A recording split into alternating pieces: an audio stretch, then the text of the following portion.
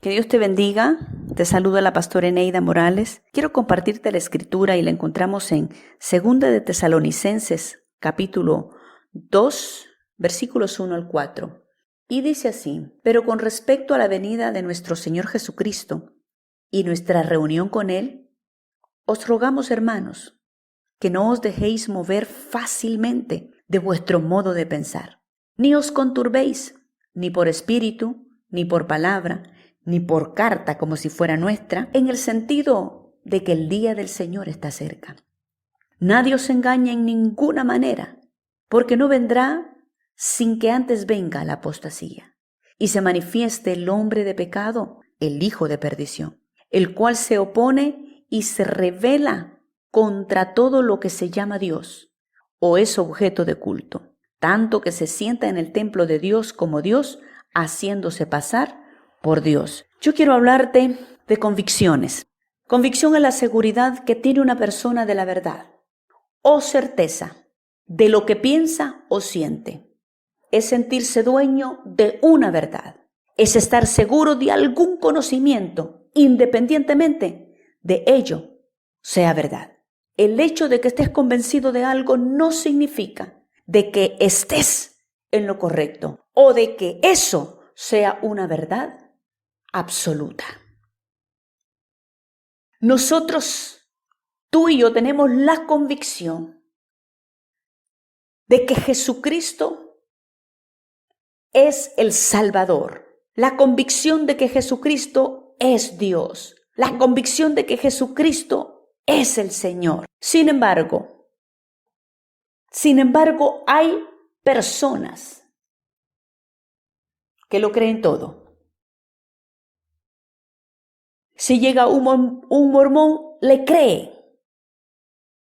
cree que un Dios que existe en 3 personas. Los mormones creen que el Padre, el Hijo y el Espíritu Santo son 3 dioses separados. Y si llega un testigo de Jehová, también le creen.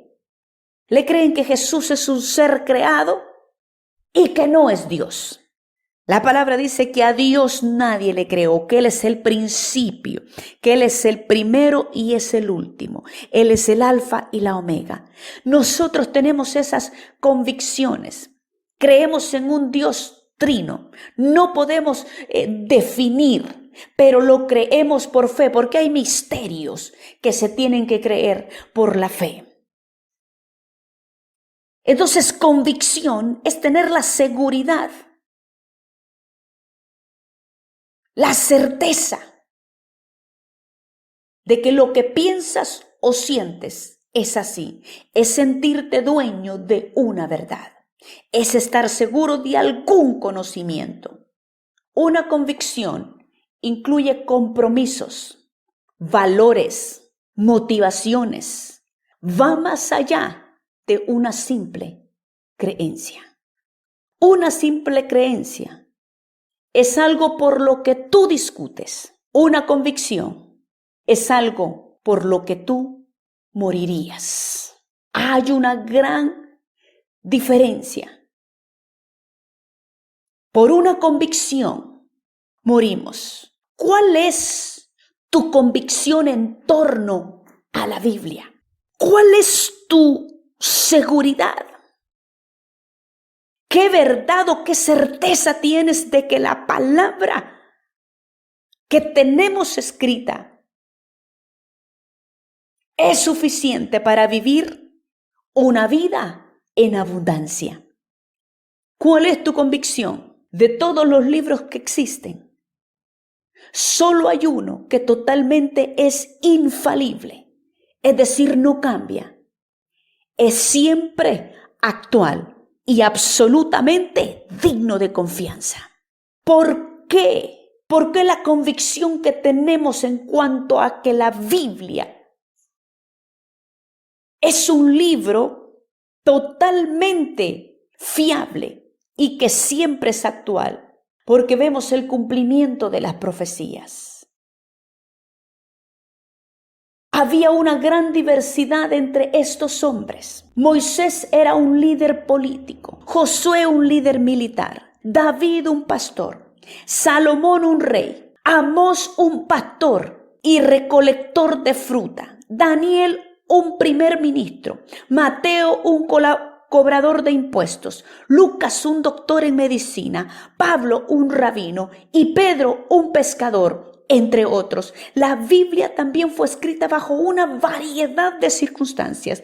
Fue escrita en 3 diferentes continentes: Europa, Asia y África. Sin embargo, los grandes temas de la Escritura se manifiestan y se mantienen intactos en todos sus escritos. La Biblia no se contradice a sí misma. No hay forma en que esto pudiera haber sucedido sin que Dios, el Espíritu Santo, supervisara la escritura de la Biblia. La Biblia está capacitada para transformarnos. Tiene la capacidad transformadora. La Biblia es un libro vivo, teniendo el poder de transformar alcohólicos, drogadictos, ladrones, como también filósofos, políticos, intelectuales, también deportistas, empresarios, ricos, pobres, la prostituta. La Biblia tiene la capacidad, cuando abrimos esas hojas, tiene la capacidad de transformar, tiene la capacidad de alentar, tiene la capacidad de corregir, tiene la capacidad de dar vida. Por eso Jesús decía que sus palabras eran espíritu y vida. ¿Por qué? Porque cuando la Biblia tiene espíritu, el espíritu de la Biblia, cuando lees esas escrituras, llegan a tu alma, entran, no sabemos por dónde entran, pero entran y tienen la capacidad de transformarte, tienen la capacidad de consolarte, tienen la capacidad de cambiar tu forma de pensar y tienen la capacidad de cambiar tu forma de vivir. En este capítulo que hemos leído, de Segunda de Tesalonicenses capítulo 2, en este capítulo tenemos 2 temas importantes: la venida de nuestro Señor Jesucristo y nuestra reunión con Él. Por eso te expliqué un poco de la Biblia. Por eso te pregunté, ¿cuánta credibilidad tiene la Biblia para ti? ¿Cuál es tu convicción en torno a la Biblia? Porque si crees lo que la Biblia dice, entonces tienes que creer en la venida de nuestro Señor Jesucristo, como lo está hablando Pablo a la iglesia de Tesalonicenses, y también tienes que creer en nuestra reunión con Él. ¿Cuál es tu convicción de estos 2 temas? Si yo creo, pero defiendo. Cuando nosotros tenemos convicción de algo, tenemos conocimiento de eso. Si yo tengo la convicción de la venida de nuestro Señor Jesucristo, yo tengo conocimiento de lo que dice la Escritura. Yo tengo bases bíblicas, porque de esto se trata, de dar tu argumento. Pero tienes que tener argumentos con bases sólidas en la palabra. La Biblia no se contradice. La Biblia se interpreta a sí mismo. Y desde Génesis hasta el Apocalipsis, el tema primordial de la Escritura es que Jesucristo viene por su iglesia. Jesucristo viene por ti. Jesucristo viene por nosotros. La Biblia nos declara que hay una reunión con Él al final de los tiempos. Pablo dice: no te dejes mover fácilmente de vuestro modo de pensar. Por eso te hablaba al principio, porque es que la gente se deja mover tan fácilmente del modo de pensar. ¿Sabes por qué? Porque la Biblia, porque no tiene convicciones firmes en torno a la palabra del Señor, porque la desconoce, porque le da pereza leerla, porque le da pereza aprenderse textos, porque no tiene tiempo para sentarse y escuchar lo que Jesucristo está diciendo desde el Génesis hasta el Apocalipsis.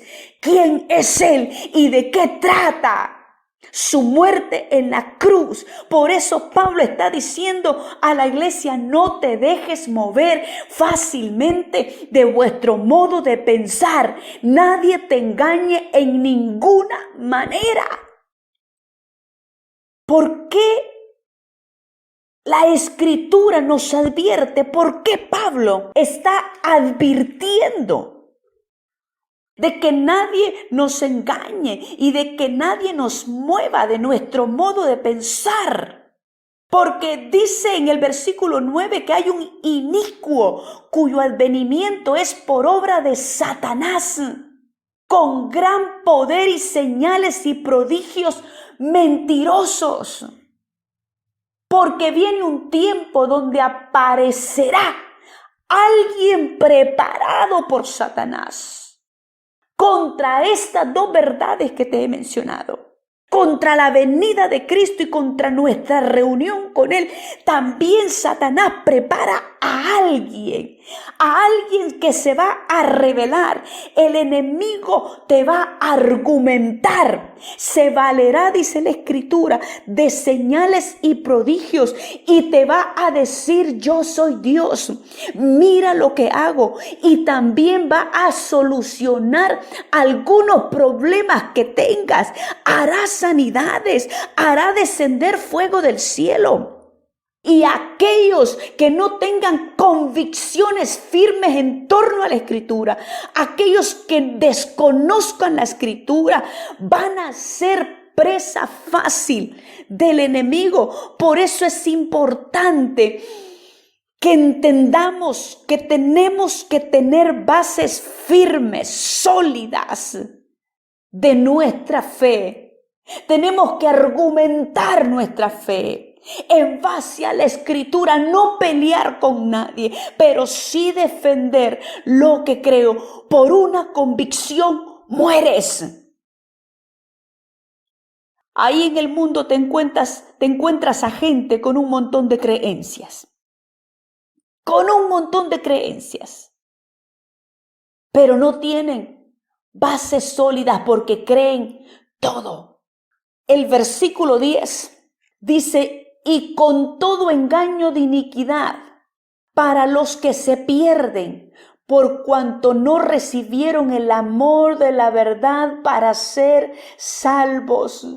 Este inicuo, como lo llama Pablo, que vendrá y que es por obra de Satanás y que tendrá gran poder y que hará señales y prodigios, dice, y con todo engaño de iniquidad, dice, para los que se pierdan, por cuanto no recibieron el amor de la verdad para ser salvos. Todo engaño de iniquidad, todo acto de maldad contrario a la moral, a la justicia y a la religión. ¿Qué necesitas para no dejarte engañar? Esto es lo que tienes que escuchar en esta mañana. ¿Qué necesitas para no dejarte engañar? Quizás me dirá: yo necesito ir a la iglesia. Sí, necesitas ir a la iglesia, es parte. Pero tú necesitas escudriñar las Escrituras. Escudriñar las Escrituras no es simplemente leerla. Escudriñarlas es esperar qué Dios quiere enseñarte a través de esa Escritura. Conocerlas y conocer al Dios de la Biblia. Tener relación con Él, intimidad con Él, conocer al Espíritu Santo, porque es Él el que te enseñará todas las cosas. Así lo dijo Jesús, que Él tomará de lo suyo y nos lo hará saber. Si estás convencido de que esta es la verdad y no solamente una creencia para ti, entonces estarás dispuesto a morir y a defender esta verdad.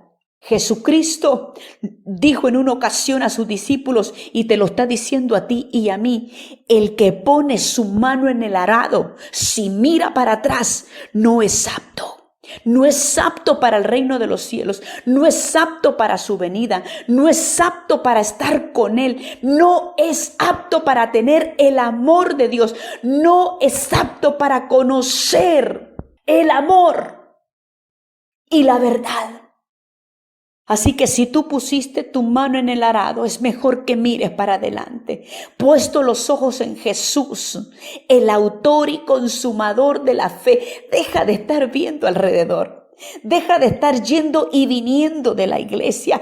Afírmate, porque los tiempos que vienen son difíciles y solo aquellos que han permanecido, dice la palabra, solo aquellos que han estado firmes van a entender estos tiempos y van a discernir estos tiempos. Es la hora, es tu hora, es tu momento en este día de determinar que tus convicciones son firmes, estables e inconmovibles. Jesucristo viene por su iglesia y tú y yo nos vamos a reunir con Él. Esta es una verdad. Esta es una verdad por la que tú y yo estaremos dispuestos a dar la vida como estuvieron los apóstoles. Murieron por esa verdad. Que Dios te bendiga.